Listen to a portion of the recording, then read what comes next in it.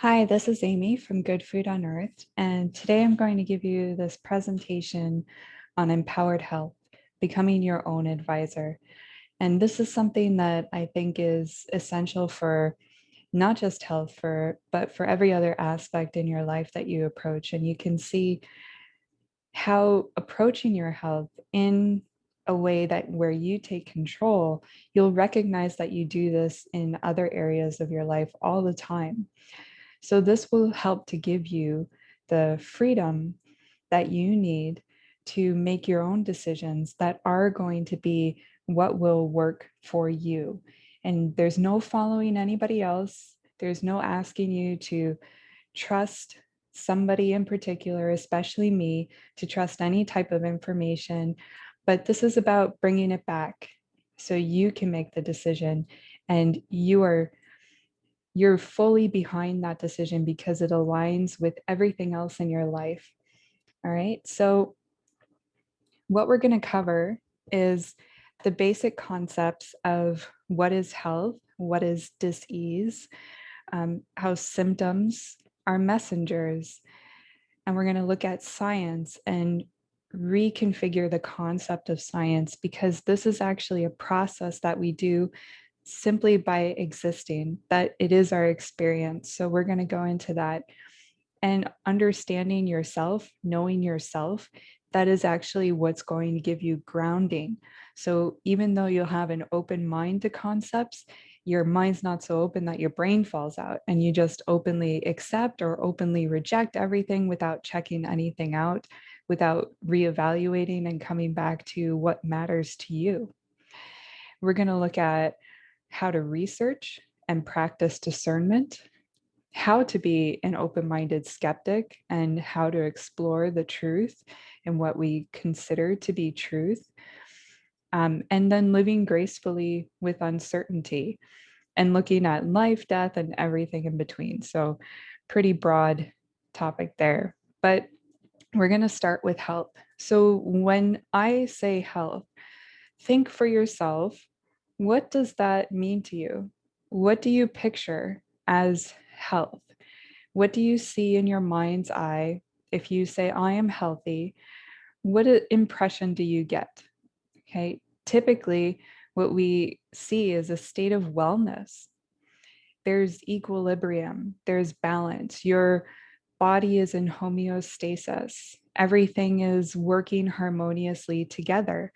There are all these different component parts, and they're all synchronizing their activity for the betterment, for full life potential. And when you're in that state, then the competency to deal with inner and outer experiences is very great because at that balanced state, then anything that comes in that would shake up that balance, it's not really going to shake it up all that much. Whereas if you're unbalanced and something comes in to try to tip the scales even further, then it's a bit harder to get back control, right? So you're very well able to, when you're in a state of health, to deal with any thoughts, emotions that come to you, any biochemical or physiological reactions. So we're looking at the tangible things and the intangible things, whatever comes into your experience, and your outer reactions, that's with your environment and with other people, with other animals, with insects, whatever you interact with. When you're healthy and balanced, you can actually handle all of those new experiences quite well. So, disease then would be the opposite of balance. You're imbalanced, there's a disequilibrium, there's a state of turbulence. So, if you imagine like a calm body of water, and when it's balanced, then it's moving. There's a smooth movement, everything's working together. But when it's all churned up, then it gets muddy, everything's all over the place. And it could seem like there's things not working out so well, right? It depends on what's, if we're going to talk about zooming out to see the bigger picture when things seem like they're in chaos, and maybe they're actually not. Maybe there's a bigger play here. But on your internal level, you can have that turbulence happening that can be really hard to deal with when you're out of balance. So you're not as competent to deal with anything happening internally or anything coming to you from your outer experience. You have difficulty understanding the issue, like what's going on. I can't tell. I'm so out of contact with myself. I don't read the signals right. There's confusion, and then there's an inability to properly address what's happening. So your symptoms that show up, symptoms arising from a state of disease, they're actually messengers. And when I talk about symptoms, they can be thoughts and emotions, and they can also be physical manifestations as well. So the message is that something in the inner or outer experience needs to be addressed. So let's say, for example, that you're experiencing what you feel as fear, and maybe what you're calling fear is this gripping in your stomach, and your whole body is cold, and everything is getting tight, and you're just terrified. You don't know what to do. Something is scaring you, and you have this fear of losing control, of not knowing what is happening.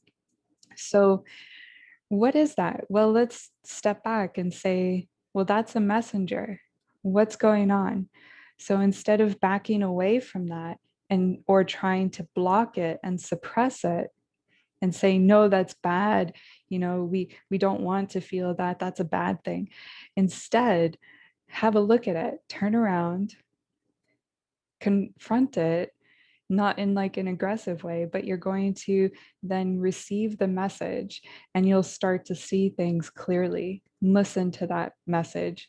The physical manifestation of a symptom is also a way of attempting to achieve a state of wellness and equilibrium. So when we go for the emotions, say like fear or anger, that's usually something that it wants your attention. It's telling you, look over here, there's something you're not seeing, and you need to have a look at it. And the more you don't look at it, the louder those messages get. The same with your physical manifestations of symptoms. If you're getting heartburn and it starts off small, but if you're not paying attention to it and you keep eating the same things, and your lifestyle hasn't changed, you haven't bothered to listen, you just hope that it goes away, and it just gets worse and worse and worse. And then you take medication, which tries to block the symptom, but then that actually makes your whole inner microenvironment more damaged.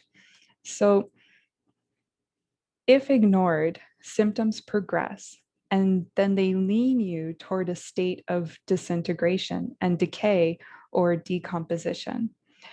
So when you're in homeostasis, what's happening is that you have everything working together, but there's still a continuous process of things that are coming to life and things that are disintegrating and dying and decomposing, and then other things that take those other parts and energies and then develop into something. And it's this cycle, right? And it's happening in a very balanced, harmonious way. But if the things that you are doing and the things you're exposing yourself to are constantly giving your body feedback that, oh, it's time, we want to decompose.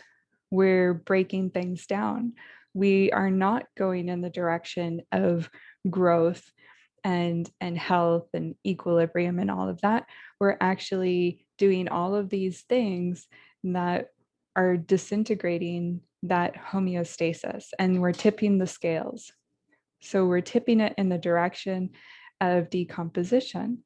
And you can think about this in nature, and the things it will attract, then the things that will come in and help you to decompose. So that's just an interesting way to look at that. So science, when we talk about this, this is very simple. Everybody does it all the time. You can even look at a child and remember yourself when you were a child and think about how your experience was. So we have our senses, and we have the ones that we often talk about are sight, sound, smell, taste, touch, but there's also the senses that are more intangible that we don't talk about. And all we're doing for each of those senses is we're taking in data. So the observation stage is where you're paying attention. However, you're paying attention, are you focusing on the sound more than the visual? Or are you focusing on the smell more than the taste? Or are you focusing on the touch more than the sight and the sound? And it could all be combined together, but all those bits of data, depending on your focus, is your observation. And they come through those filters, and then they work in your mind with previous data that you've experienced to coalesce, come together, work through kinks and contradictions, and then develop into theories. And those theories will result in a action, which is your experiment, your experimentation. And when you do that, when you act, say when you decide, oh, I'm going to try to eat that, or I'm going to move my body in that way. What happens then is you do it and you get automatically feedback, which is more data, which comes from the paying attention. Okay. So this is something that we all do. And it's important to understand how dynamic and fluid life is, how many factors, how many variables are involved on levels microscopic and macroscopic that could boggle the mind when you dig into it. There's so many pieces of the puzzle. And there's all these little changes, and everything's interacting with everything else and affecting change over here and over here, and at minute scales. So there's no fixed certainty when we decide on theories and approaches, but there are probabilities, and there are ranges of probabilities depending on all of the factors involved and how quick and slow their timelines are for what is their change, their pace of change, and all of that. And this is what's going on all of the time.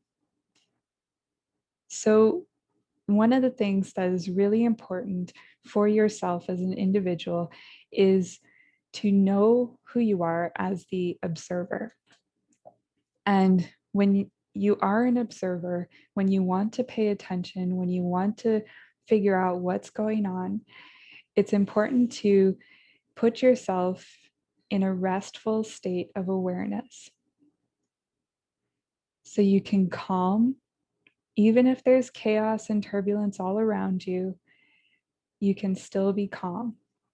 Even if you're feeling not so well inside, maybe you have an upset stomach and nausea, or you're feeling intense pain, maybe you have arthritis pain, even then, you can still achieve that restful state of awareness. And what this does is it allows you to tune in. You can zoom in to a particular place where you want to figure out what's going on. Maybe you have a pain in your wrist, and you can either zoom in to that pain. You can also help to ease it in this way if you focus on that area. And there, we can go into that in another conversation. But you can zoom in. You can also zoom out and look at a bigger picture. And what this does is it takes all of the data that you have access to, because you don't dismiss any of it out of hand. and you think, what am I missing?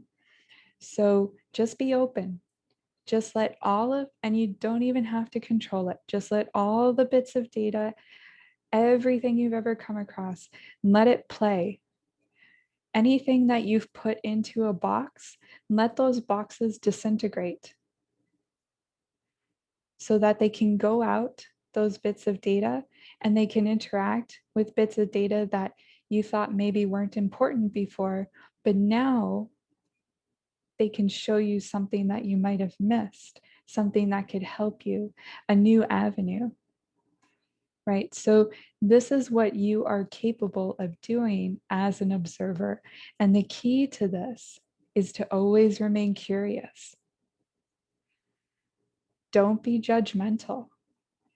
And being an open-minded skeptic, what this means is that you do not automatically reject and you do not automatically accept anything.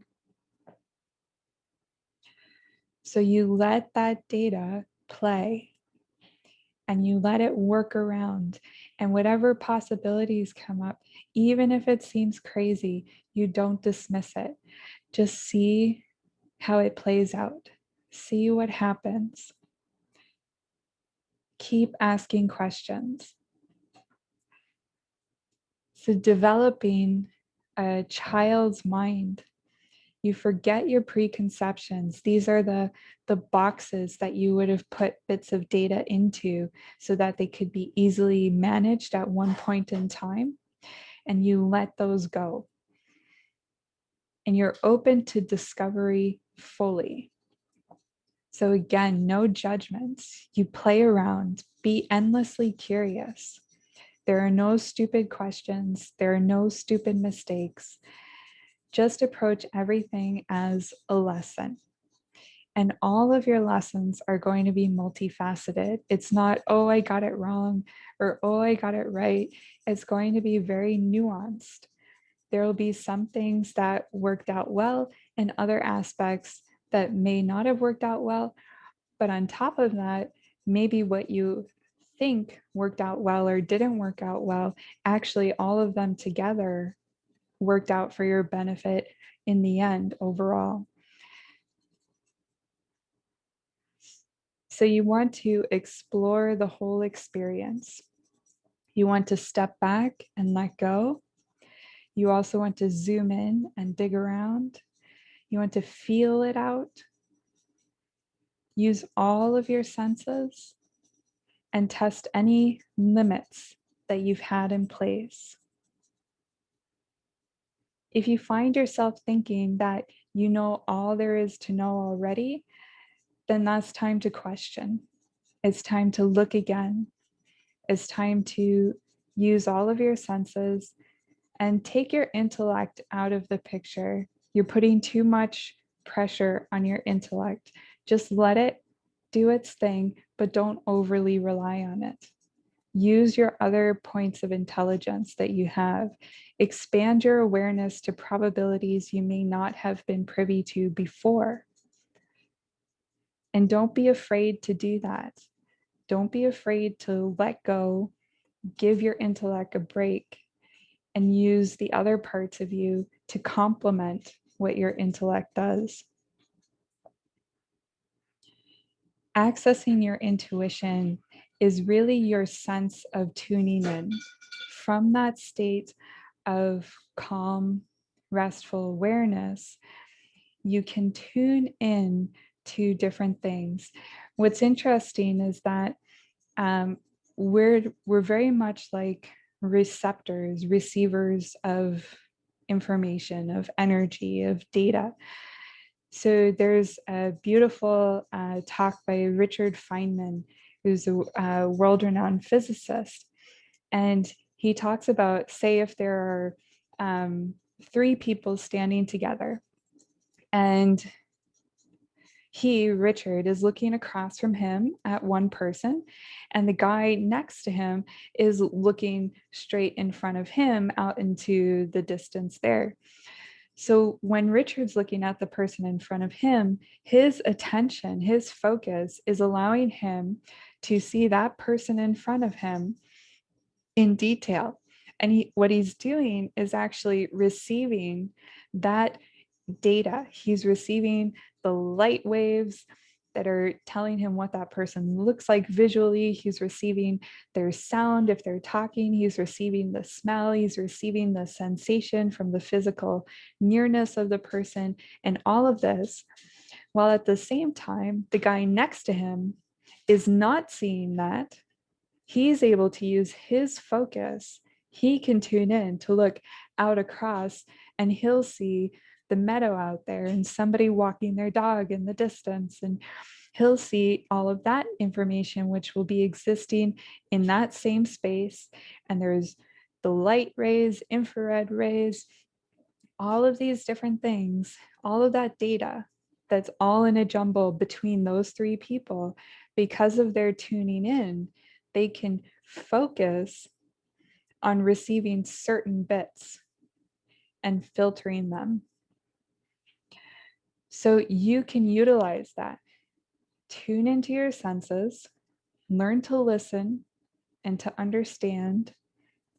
Don't expect that you're going to get the same signals from your visual sense as from any of your other senses. Or if you're going to hear something audibly, it may not come in the same frequencies as you normally hear. So develop your abilities to converse as well with your innate wisdom. Not everything is physical, but it can be discovered. And language, the way things communicate with you, it is without form or limits. There's so many different things going on, so many ways to tune in, so many ways to receive that and to listen and understand. Knowing yourself is going to be your greatest asset. Your life is your own, no one else's. Knowing yourself opens the door to knowing your world. There is no separation. In doing this, you become your own best friend and guide. You yourself are many. You're a microcosm. So if you come to know yourself and how you function, you will actually be able to understand much better what is going on in your perceived outer experience, which again, because it's bits of data that you're specifically tuning into and that are going through your filters. These are reflections of yourself. So knowing how you function, knowing how your filters work, and remember to not put any of that into a box, but just get the data through paying attention and then let it be there in that space where you can access it and play around with it and discover how you function, how things work. You can know where your limitations are. You can know when to challenge them and when not to. So doing this, you can bring that balance to your inner experience. You'll start to know the signals of communication from your own body, from your own mind, from your emotions, for how things are playing out as a whole for you. And this is where you're going to get your grounding. This is your roots and your center of gravity. Your core is your observer, your discernment, your values. This is what determines your actions because they determine your worldview. And your worldview, those theories that develop, are what bind your actions. They're what drive your actions. So the focal point of your thoughts and the language you adopt all comes from this. And this as well is how you can discern what is true and in what sense that it is true. So we're going to look at that a little bit and examine when we talk about truth, what that means. From that grounding, then you can grow. A tree is anchored in the earth with strong roots. yet it has a stable yet flexible core. And the branches that stem off from that are even more flexible.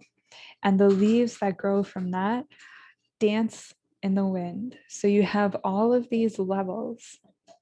You have the strength of your roots, which are supported by a nurturing environment.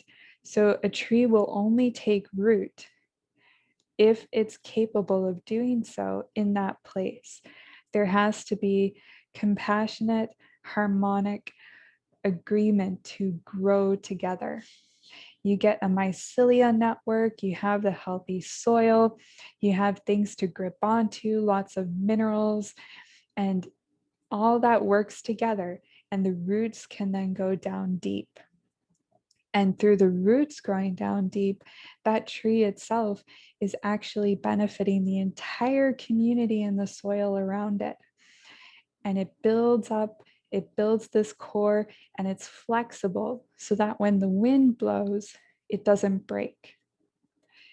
And then as it grows, it develops into branches and little twigs, and each other part of it, again, has a nice core, but it's flexible until finally the leaves that come from the tree, they're so flexible. They can bend, they could twist, they could blow with the wind. And this is how you can function as well. Your different levels of exploration, of exposure to change, and how that channels into your center.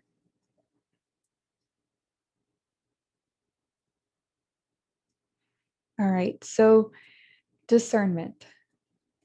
Not everything that you come across is going to be adopted, is going to result in actions that will manifest into your reality and affect how your reality shapes itself.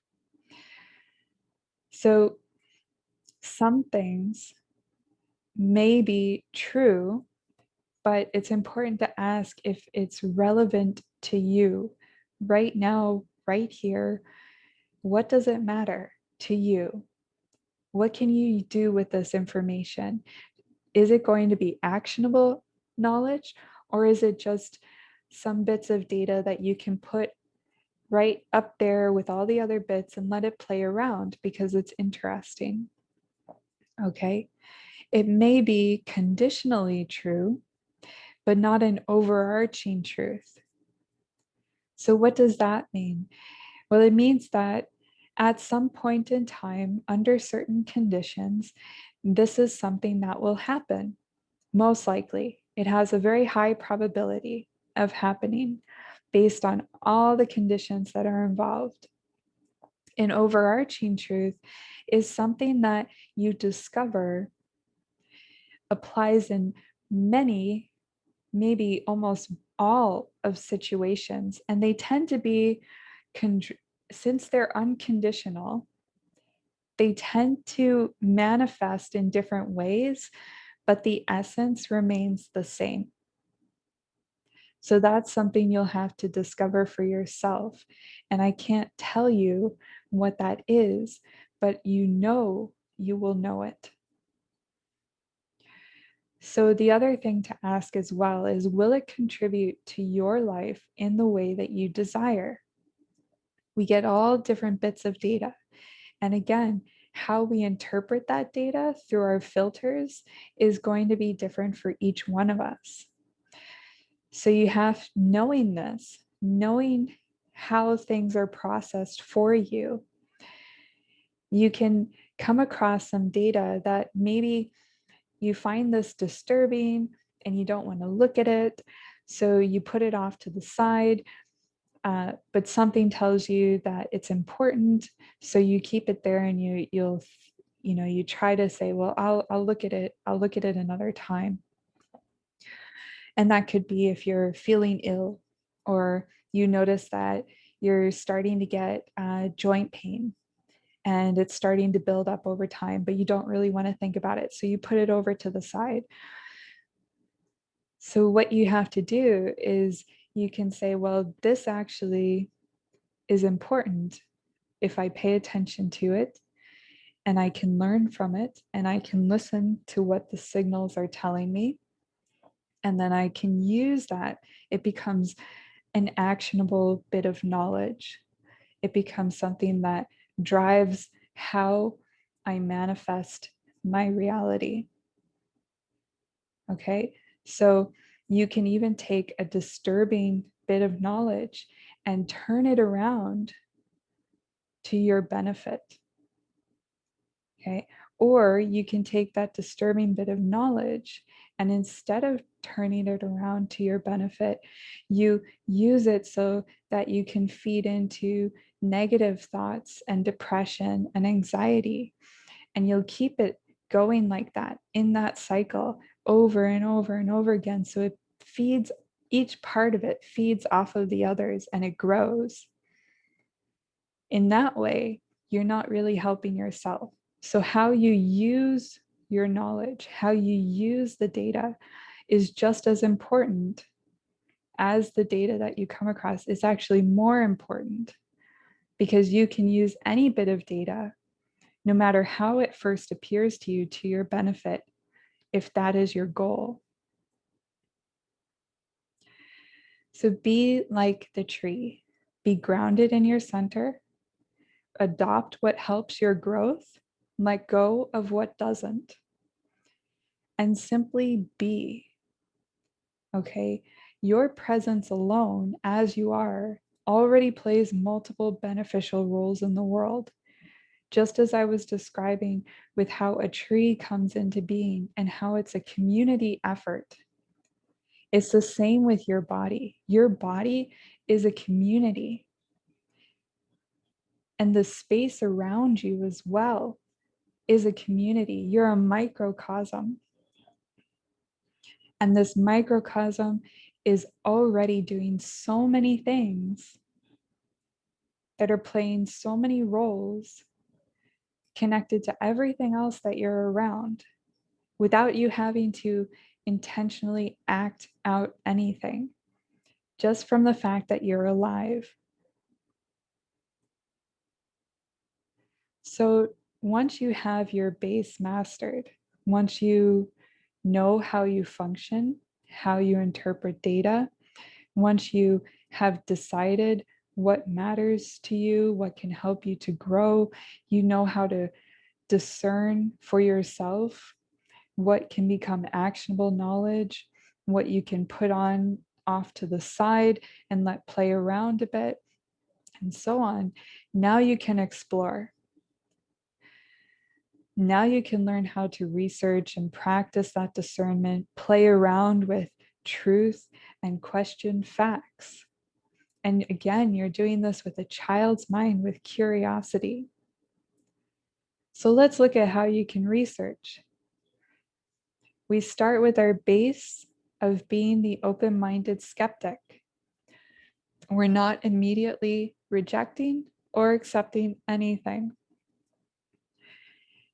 Notice as well when you take in information, if you have an automatic trigger response, and don't act on it, just let it go and be curious. Why did I have that response? Let me see if that piece of information actually is what I thought it was that triggered that response, or if there's something more behind it. Okay. So examine your sources. When you're doing any kind of research, take the broad approach. Look for who's involved in putting these bits of data together. How is it composed? And what you're going to see is are there any conflicts of interest, which could lead to potential biases. And then understanding how you work, you'll know that other individuals have biases naturally. So you'll have to navigate and see what are some of the biases at play here. There are the limitations as well of the subjective experience during any kind of experimentation. So you'll have to see, well, how does that person function? What was the setup? Who was involved? What were the assumptions that are the basis of this experiment, are those assumptions sound? And if they're not sound, maybe looking into that. And also recognize the limitations of reductionist type of scientific studies. That's the zoomed in view. There's the zoomed in view, which could give you valuable information, but when it claims to be the only answer and the one way ticket to understanding something, then you have to let that go. It's too much. So it shows some data, but it's very conditional. There's a lot of manipulation that goes into reaching that point. So zoom out as well and think, how does this apply in real life? How could it apply in real life? Is it actionable data, or is it just a curiosity that we can explore in our own time, right?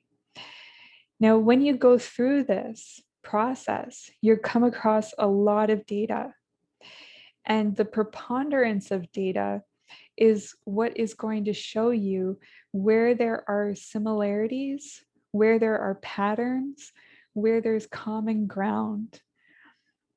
And remember, don't have any expectations, because that will lead you to see what you want to see instead of seeing what's there. There could be something that you may try to dismiss as crazy, even though there's a correlation. But instead of dismissing it, say, well, that's a correlation.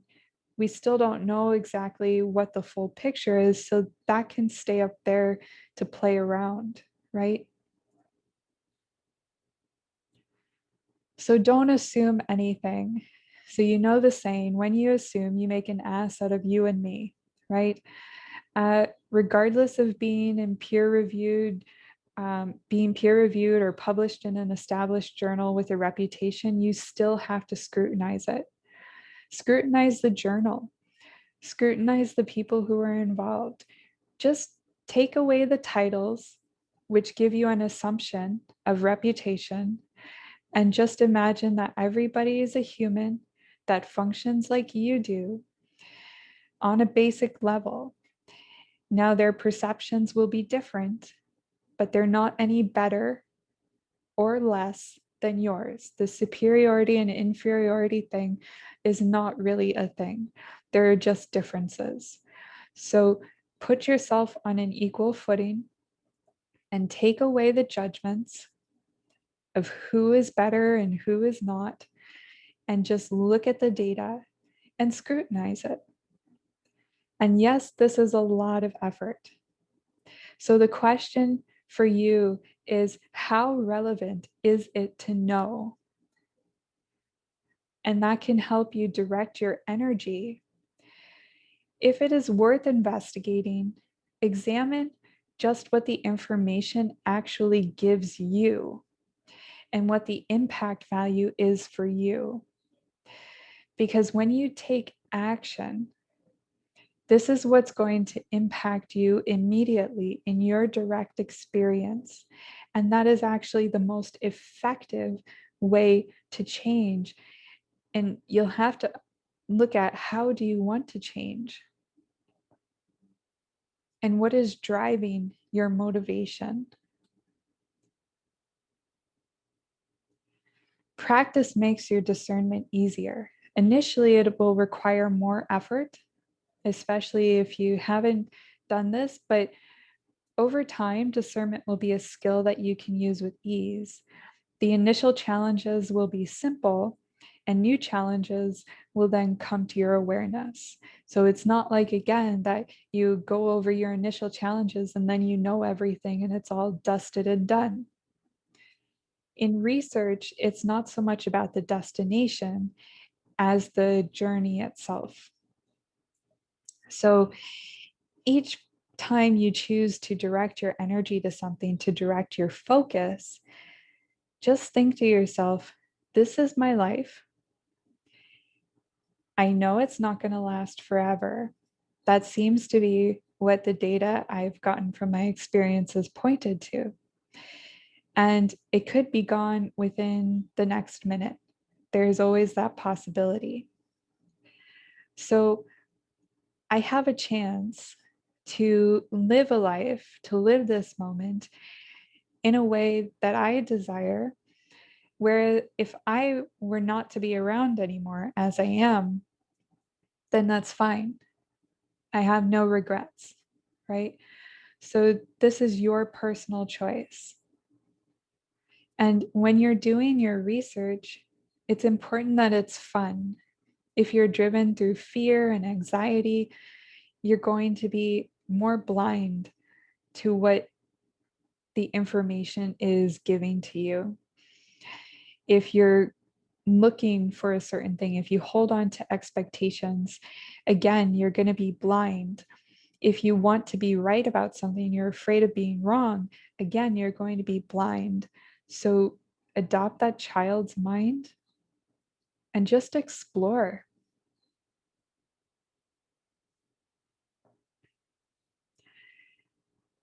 The journey to where, right? Well, research helps develop logic, critical analysis, big picture, as well as zoomed in viewing, discernment, and overall trust in yourself. Let's just take that term, research. So we know that we all do science all the time. Well, research is just taking that in-depth exploration of something in particular. That's all it is. It's as well kind of, if you look at the word, it's interesting, research. So it's kind of a discovery of things that you already know, but you're just uncovering them in a different way. So, what is true and what matters is what will resonate with you most. If you trust in this, then you will not become overwhelmed or confused. The important thing to recognize is that bits of data, the knowledge that you get, the pieces of information, there is so much out there that you'll always be coming across new manifestations of explanations that will come in this form or that form, and it's expressed this way and it's expressed that way, and all of these things, okay? But you don't have to know every single way that something comes about. What you do need to know is what can help you, how it goes through your process, and whether it will be useful or not. Can you act on it? Is it something that changes you in a way that you desire? So those are your questions to focus on to give you that grounding. Research with open receptivity. So that in-depth exploration, you're going to have that open receptivity. Try to openly receive information without jumping to conclusions or judgments. Practice keeping information in your memory banks. And know this is not just stored in your brain, the physical brain. Information in our experience doesn't exactly work like that. It's not limited to a tiny little space. And trust in that. So trust that what matters will be there for your access. Sit with the information peacefully. Let it play around with other data from various aspects of your life. Everything's connected. To try and separate things and be reductionist and think that this is only working for this application, that limits your receptivity and limits your understanding of what is going on and what matters. And give it the time to make connections or be further investigated. And I would actually say that it's probably both all the time. You're going to see connections, you're going to see patterns, but they also can be further investigated to discover more of what's going on in those patterns. And don't rely on documentation. Whatever is recorded and shared, all of that can be easily controlled and manipulated. We've had the burning of libraries. We've had online censorship, deletion of articles, websites, videos wiped from the internet, gone down the memory hole. But it's important to understand that truth exists in essence. It's not dependent on form. Truth is always there for you to access in myriad forms. If you pay attention with the intent,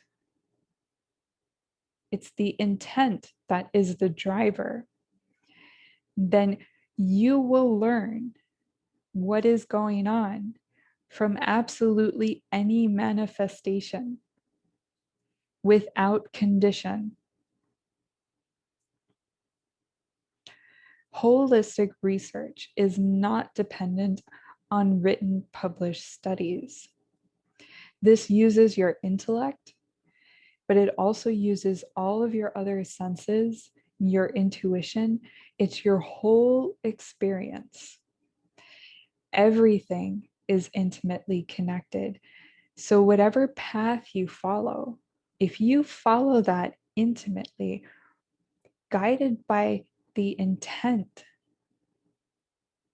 it's your intent that will drive your focus, and the focus is what will tune in to different bits of data and will also determine how you filter that data and how you perceive it when it plays around with other bits of data that you've come across. So don't be worried about trying to find a particular focus of study or a particular reputable journal, and don't rely on that. Don't outsource your capability to discern for yourself from any bit of information wherever it comes from. And just as a side note, when we talk about information, there are lots of people out there talking about misinformation or disinformation, and those are misnomers. Okay, because information is just information, it's just bits of data. And again, if you come across a bit of data, it depends on so many factors: your intent, your focus, what you've tuned into will be what you receive, and then how you receive it, and then how you transform that, and how you use it in your life. So don't forget that you have so much more ability than you're being driven to believe. And never be afraid to question. Challenge any and all assumptions. Don't dismiss anything out of hand. What is the point of thinking that everything is known and there is nothing more to know? Nothing has a fixed state. Let's look at language, for example. Language is mutable and it's subjective. Know this, and you will not be subject to manipulation. Titles or costumes mean nothing in and of themselves. Educational background means nothing. Awards won mean nothing. Individuals as well are mutable and subjective, just like words and any other forms. Know this, and you will be open to receive real information behind any facade. And how is that possible? Well, let's break it down. If you think that because something is said by a certain doctor who has a certain background, and All of those things, what's happening is from that bit of data you're receiving, you're making the assumptions that this means that this source is reputable because you're assuming that your assumptions are applying to the reality of that person. And yet you haven't questioned how those awards are actually given out. If the resume is valid, what is that person's driving intentions? Who is behind them financially? What is the bigger picture? What's the in-depth story? Because you've made your assumptions and you haven't questioned them, you've become blind to what's actually happening in that real-time moment.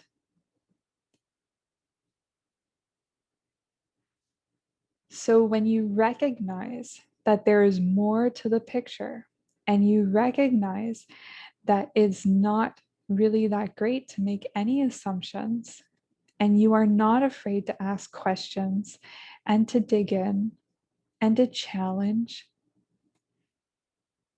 then you'll be able to start to see what is happening in that real time moment and what actually matters to you right then. Lots of times when people make assumptions about another, especially somebody they want to see as an authority figure, it is through fear and wanting to have someone else take over as the main driver in their life. They want to be told what to think and what to do. They want someone to come in and say, it's okay. I know you're confused. I know you don't understand this. Just listen to me and do as I say, and everything will be fine. And you can trust me because I'm an authority. So, what you do in that case is you disempower yourself and you decide, you use your free will to follow another. Knowledge is dynamic. Even after researching a subject, be open to new information that could change the entire picture. There are subjective conditional truths, and that's important to understand. It doesn't make them any less or any greater than overarching truths. Just know that there are certain things that work out at certain times for certain people, and that's what happens because of all the factors that come into play. And there are overarching truths. And it's important to recognize that the way those overarching truths can be experienced are through multiple different types of manifestations. So don't think that it only comes through certain sources. Knowledge builds and it grows and it expands. It is dynamic, just like you. So, what this leads us to is living gracefully with that uncertainty, with knowing that there's so much more to know because there are going to be so many types of manifestations, but that's okay because you have your intent, which channels your focus, and you have found your grounding. You're in tune with that. And from that, even though there's all of these things that are dynamic and fluid and mutable and changing all the time on microscopic and macroscopic levels, and it's all interacting together, you're not afraid.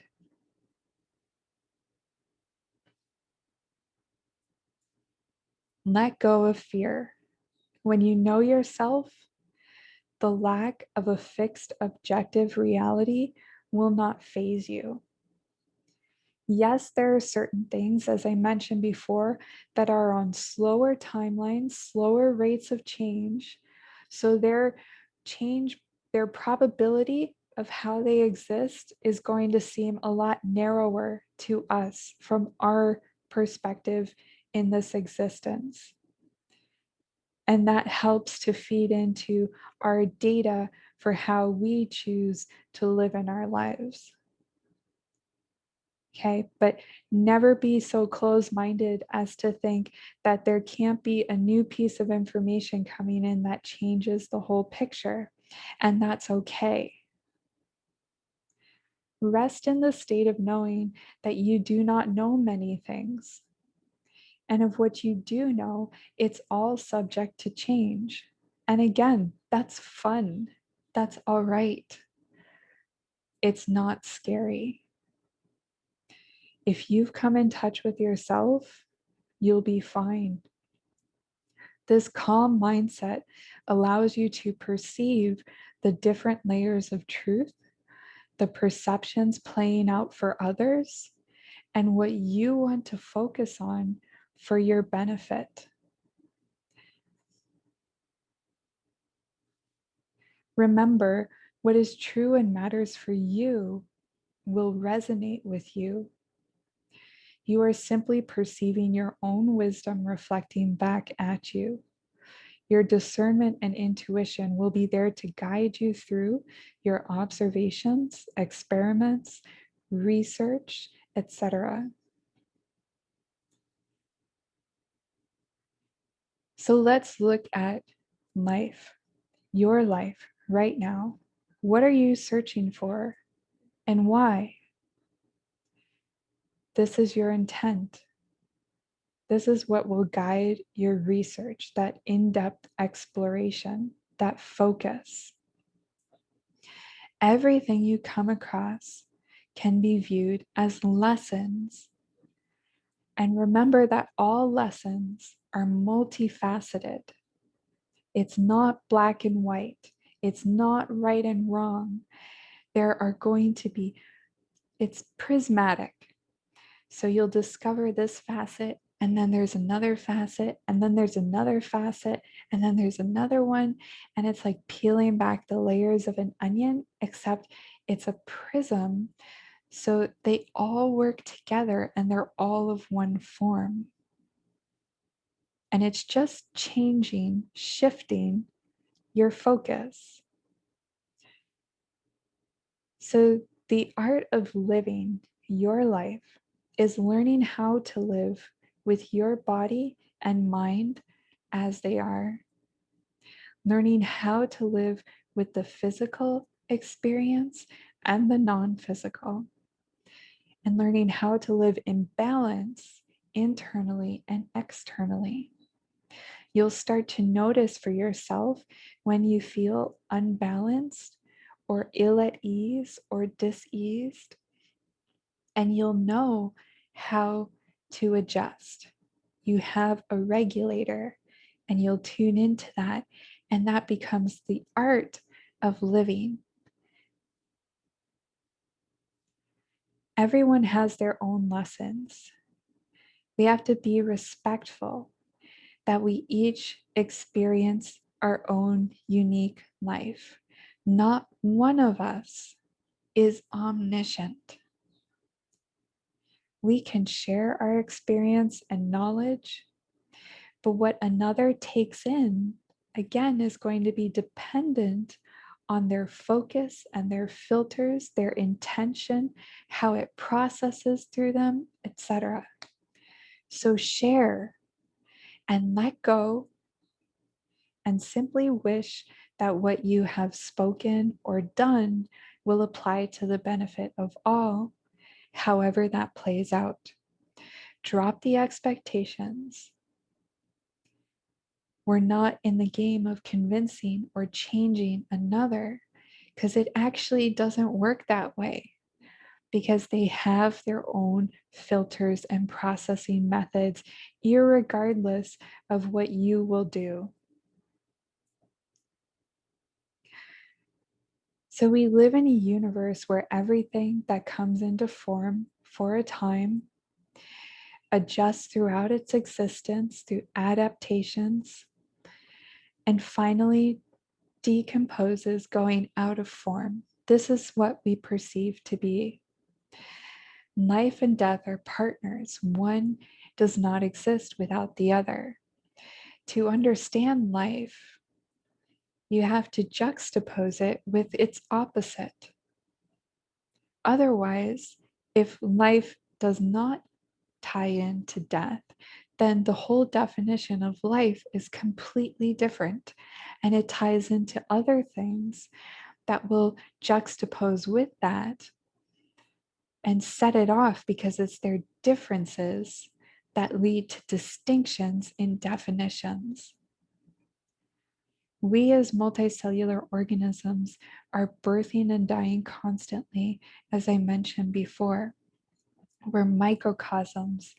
We're a collective of microorganisms and different chemicals and atoms and all of these things that are interacting with each other, interchanging. There's so many things going on all the time. When you wake up each day, try to view your space and your body afresh and be open to exploring what has newly transpired. You can imagine right now, you close your eyes. When you open your eyes, it's like you're an alien in a totally new experience. You feel this body, but you have no preconceived notions about what it's defined as. So you can look at your hands and just wonder, how interesting are your hands? And they're different from other animals. How interesting is that? Why could that be? And explore that. Explore your life and your death fearlessly. We don't know anything with absolute certainty.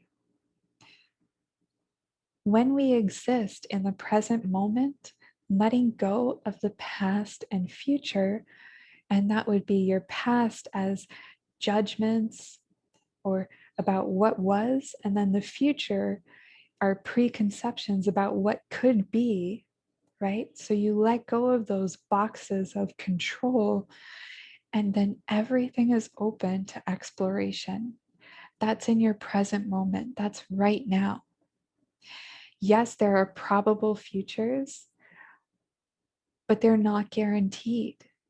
Yes, there are things you perceived of in the past, but just from that moment, moment right now in the present of perception of something that you had in the past, that isn't going to stay the same forever.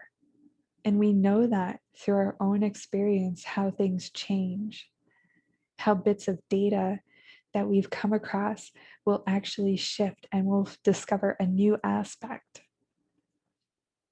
So meet life and death with the mind of an adventurous child.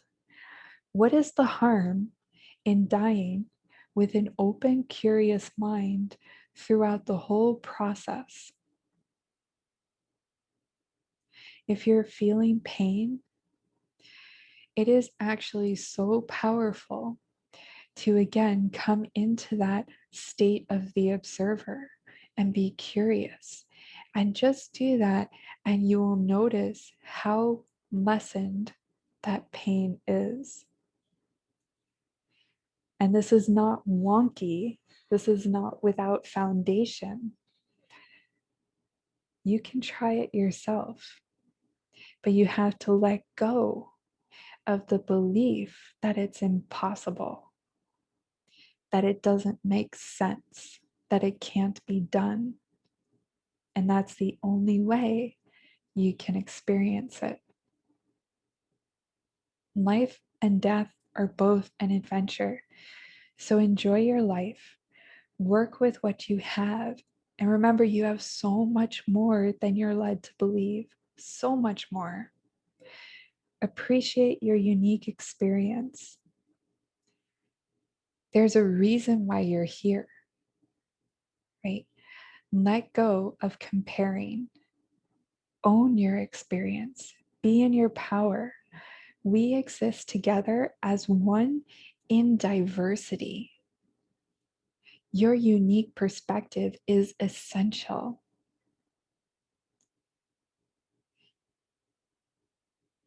So thank you very much for attending this presentation of Empowered Health, Becoming Your Own Advisor. And I hope this was beneficial for you. If you like this, please share, give it a like, subscribe, and enjoy. Enjoy your day, enjoy your time. It's been wonderful having this moment together with you.